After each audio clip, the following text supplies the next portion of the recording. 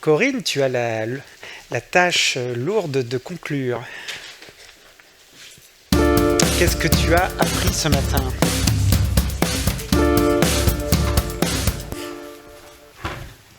Je vais tourner mon téléphone, sinon je vais être perturbée par les alertes. Bonjour à tous, j'allais dire bonsoir. Donc j'ai pris quelques notes parce que je me suis dit que ce qui était intéressant quand même, c'était d'essayer de revenir sur tout ce qu'on a entendu ce matin. Donc d'abord, je voulais vraiment remercier CB News, l'UDECAM, le Club des annonceurs et vous tous pour ces moments de partage. C'est toujours super agréable. Je sais que c'est banal de le dire, mais se retrouver, voir, embrasser les gens, même quand on est enrhumé, prendre un verre ensemble, c'est toujours sympa. Donc ça, c'est super. C'est utile, c'est nécessaire, mais c'est chaleureux et c'est super important. Moi, mon sujet, donc, c'était d'essayer de revenir sur ce qui me semble être les points fondamentaux qui ont été évoqués ce matin. La première chose, c'est que, évidemment, on en a beaucoup parlé, vous en avez beaucoup parlé. Il y a beaucoup d'interrogations et de craintes sur la question de l'inflation. Alors, il y a des chiffres qui ont été évoqués sur septembre-octobre, 10-15%. Moi, ce que je retiens, c'est ce qui a été dit sur le fait que, attention, de bien distinguer les inflations, parce que l'inflation, ça ne veut pas dire grand-chose. Il y a plusieurs types d'inflation. Il y a de l'inflation structurelle. Pierre Louette l'a évoqué tout à l'heure, l'inflation liée à l'augmentation des matières premières, donc ça c'est une inflation, et tu l'as dit aussi tout à l'heure Anne-Marie. Il y a des inflations liées plus d'opportunités entre guillemets, liées à une réduction de l'offre par exemple, et quand je dis ça c'est, je ne porte pas de jugement de valeur, et puis il y a des inflations qui sont liées aussi à de l'innovation, c'est-à-dire que je crois que c'est Mathieu qui l'a dit ou Thomas, je ne sais plus, je crois que c'est Thomas qui l'a dit, d'AXA, des inflations liées à des propositions de valeur différentes, à des changements de propositions de valeur et qui peuvent générer de l'inflation. Donc ça, je crois que c'est important. A été aussi beaucoup abordé, mais ça maintenant c'est une constante, les incertitudes sur la conjoncture, les perturbations de plus en plus fréquentes, la difficulté finalement à faire des projections et des estimations. Donc ça, c'est notre lot quotidien. C'est vrai suivant les médias, parce qu'on n'a pas les mêmes trends et les mêmes tendances. C'est vrai même au sein d'un même média par levier, puisqu'on peut constater qu'un levier fonctionne bien, qu'au sein du levier digital, il y a un prog qui a des difficultés et une vidéo qui fonctionne bien. Donc ça dit vraiment que le court terme, c'est de plus en plus notre norme, notre lot, et qu'il faut naviguer à vue, mais naviguer à vue n'empêche pas le fait de continuer à construire des plans stratégiques, des scénarios, parce que c'est aussi comme ça qu'on pilotera mieux cette difficulté-là. Alors, une fois qu'on a dit ça, moi je voulais quand même revenir sur 5 points positifs, parce que moi je suis toujours du côté du verre à moitié plein, du côté de l'optimisme, du côté des solutions, et il y en a eu pas mal ce matin. Moi, les 5 que j'ai retenus rapidement, la première, c'est que il faut le saluer, il y a certains secteurs qui ont repris quand même. Donc, c'est quand même vachement bien, le luxe, le retail, le tourisme, l'automobile. J'ai retenu aussi, et c'est Faiza qui l'a rappelé ce matin, que même en période de crise, j'ai même noté, même en période de crise, il faut continuer à parler aux consommateurs.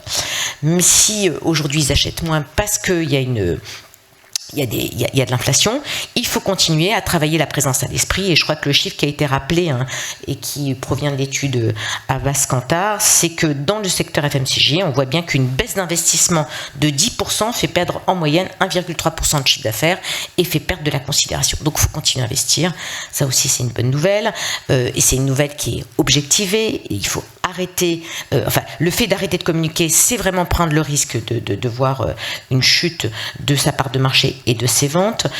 Je retiens aussi dans ce chapitre-là l'idée, je crois que c'est Thomas qui l'a apporté, et je crois que c'est quelque chose qu'on fait déjà, mais peut-être qu'il faut le faire plus fortement et le valoriser davantage, c'est la prime à la fidélité. Voilà, c'est quelque chose, j'ai l'impression qu'on a toujours essayé de porter, de défendre, quand je dis on, c'est collectivement, mais peut-être qu'on ne le valorise pas assez.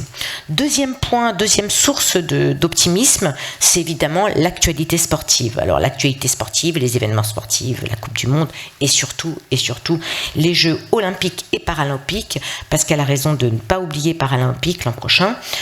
Donc ça, c'est des moments intenses, c'est des événements et une actualité qui est vraiment propice à des narratifs qui qui rassemblent, enfin avant de parler de la vente peut-être, se redire que c'est des narratifs qui sont propices à rassembler et donc à rassembler ces des narratifs et des récits qui créent de l'unité dans un pays, et je crois qu'on en a un peu besoin, et donc forcément par rebond c'est des terrains de jeu propices pour les marques, pour les entreprises et donc pour l'investissement publicitaire. C'est une opportunité aussi, ça a été dit ce matin, de pouvoir avoir des reach importants, donc de la visibilité massive. Donc ça c'est aussi très important. Se projeter dans les Jeux Olympiques, en sachant que dans moins de 10 mois vraiment la France va être le centre du monde sportif, c'est formidable.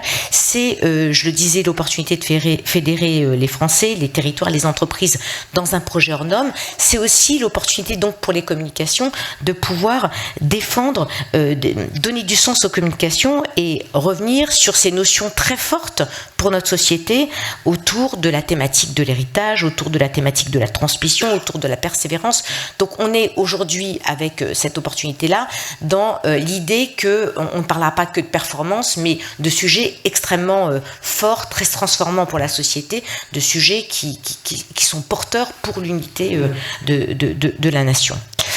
Troisième source d'optimisme et de réjouissance, et là de façon plus structurelle, parce que ça a été dit aussi, 24, ça va être un pic, on risque de se retrouver dans un creux assez violent sur 25, donc de façon plus structurelle et de façon plus pérenne, ce que j'ai entendu ce matin et qui me réjouit ici, c'est le repositionnement du marché autour d'une attente plus forte de qualité dans les contenus produits, de qualité dans la data, de qualité dans les contextes de diffusion. Et donc là aussi ça a été dit, l'émergence, le besoin et l'attente de faire émerger, de formaliser un indicateur autour de l'attention. Donc c'est clair parce que tout le monde en parle. Alors ça va être plus compliqué de faire converger les uns et les autres, mais en tout cas tout le monde en parle, donc ça c'est une bonne nouvelle. Ce sera un game changer de 2024 et clairement on voit bien que le marché a besoin d'objectiver la qualité, même de l'explosion universelle sur d'autres critères que les critères historiques et existants.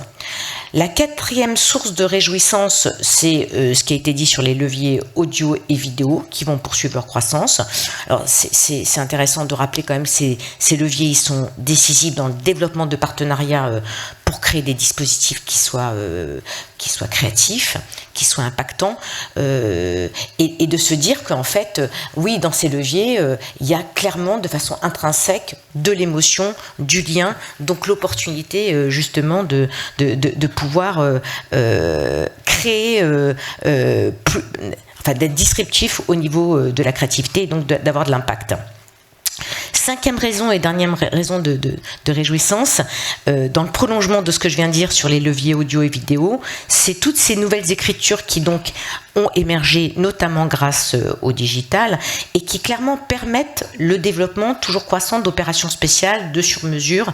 Ça aussi, je pense que c'est très important et très réjouissant. Moi, ce que je vois là, c'est que vraiment les grands médias premium se positionnent de plus en plus sur ces territoires. Il me semble que ce sont ces médias-là qui sont les mieux armés pour concevoir des dispositifs sur mesure, performants, créatifs.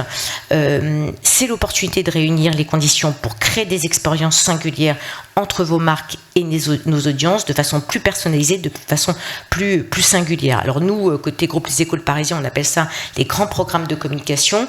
Je me permets de citer sans vouloir faire notre pub, parce que je pense que dans ces grands programmes de communication, ce qu'il y a intrinsèquement, c'est l'opportunité de pouvoir traiter de façon particulièrement adaptés, notamment des sujets environnementaux, des sujets de dérèglement, de transition environnementale, sociale et sociétale, qui sont des sujets majeurs pour notre profession, qui sont des sujets majeurs pour nous tous citoyens.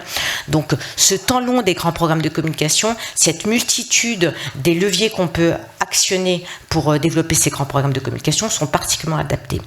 Alors, dernier point, et là, c'est peut-être ma petite réflexion sur la question de l'impact, je ne peux pas ne pas, évidemment, c'est sur les sujets, sur les enjeux de transition environnementale, je pense que c'est vraiment important, ça a été dit, d'être à la fois optimiste et à la fois très, très volontariste. On doit collectivement nous positionner aux avant-postes de la transformation responsable.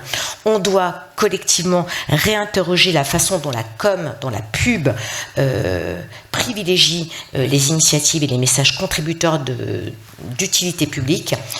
Donc il faut informer, il faut analyser, il faut décrypter, il faut transmettre, il faut ouvrir le débat, il faut faciliter le dialogue, il faut faciliter le passage à l'action. La communication peut et doit avoir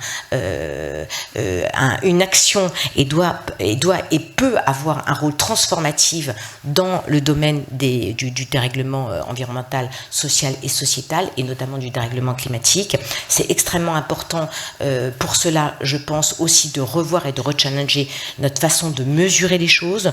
Il faut, je crois, pour se transformer, un prérequis autour de la mesure. On le sait tous, qui ne se mesure pas n'existe pas. Donc il faut absolument, enfin c'est vraiment un leitmotiv que je porte, je ne suis pas la seule à le porter, faire en sorte d'enrichir l'indicateur de performance existant aujourd'hui, historique clé, qui est le retour sur investissement. Il faut l'enrichir, le compléter, créer un nouvel indicateur qui est peut-être le ROI prime, dans lequel on intégrera un COI, un coût, tout simplement le coût des impacts environnementaux, sociaux et sociétaux de nos communications. Et c'est ce ROI prime qui devra, je pense, primer. Et enfin, pour conclure vraiment, je vais reprendre ce que disait Mathieu tout au début, quand il disait il faut privilégier les expériences aux croyances. C'est, je pense, vraiment hyper important. Je rajouterais vraiment qu'il faut qu'on teste, qu'on agisse, qu'on ait de l'audace pour transformer, pour avancer, et ce, de façon responsable et pérenne. Voilà. Merci Corinne.